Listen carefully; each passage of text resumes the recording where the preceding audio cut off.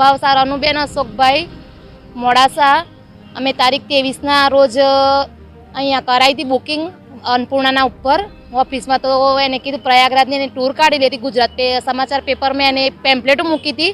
એમાં અમે પેમ્પલેટમાં ના જોઈને એને નામ નોંધાવા 8 વાગે ગયા રાત્રે. તો એને એમ કીધું કે અમારે બી જવાનું બાકી છે, તો કે તમે નોંધાઈ દો નામના 3 પાછા એ શક પેલા ડ્રાઈવરો તો દિવસ રાત પહોંચાડી જ દેશે તમને. મેં કીધું પહોંચાડી દેશો? તો કે હા પહોંચાડી દઈશું એમ.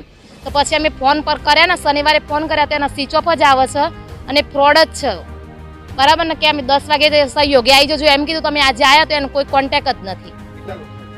આવા 90 જણા છે. તમારા જ્યારે આવા ચર્ચાઓ કરવામાં આવી પ્રયાગરાજ જવાની એ વખતે કેવી રીતે તમને લાલચો આપવામાં આવી? લાલચો આપવામાં આવી હતી કે અમારે જવાનું છે ને, અમારે આ રીતે લઈ જ જવાના છે ને, આમ ને તેમ ને, વોલ્વો ગાડી છે ને એ સિવાડી છે ને, તમને કોઈ તકલીફ નહીં પડે ને એમ કરીને મને આને કીધેલું એમ.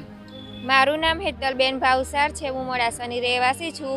અમે પ્રયાગરાજ માટે જવા માટે અમે ઓનલાઈન બુકિંગ કરાવ્યું હતું. માલપુર રોડ ઉપર આવેલી ઓફિસ હતી, ત્યાં અમનો પેમ્પલેટ આવ્યું હતું. અમે એની અંદર તપાસ કરી તો અમે ત્યાં ગયા ઓફિસે, અમે ઓનલાઈન બુકિંગ કર્યું, પણ ત્યાં ગયા પૈસા ભર્યા, પણ એ ભાઈએ 2-3 દિવસથી એનો ફોન સ્વિચ ઓફ કરેલું છે ને અમારી જોડે ફ્રોડ કરેલું છે. અને અમે 23 તારીખે સાંજે અમે બુકિંગ કરાવ્યું હતું અને અમારે 25 તારીખે સવારે 10 વાગે અમારો ટાઈમ હતો, પણ હજી સુધી અહીંયા કોઈ એ લોકોનો કોઈ કોન્ટેક, એ લોકોએ ફોન બી સ્વિચ ઓફ કરેલા છે.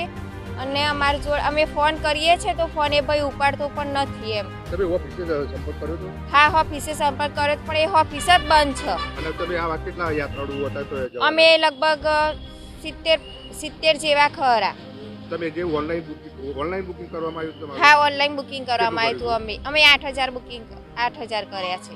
તમારી શું માંગ છે?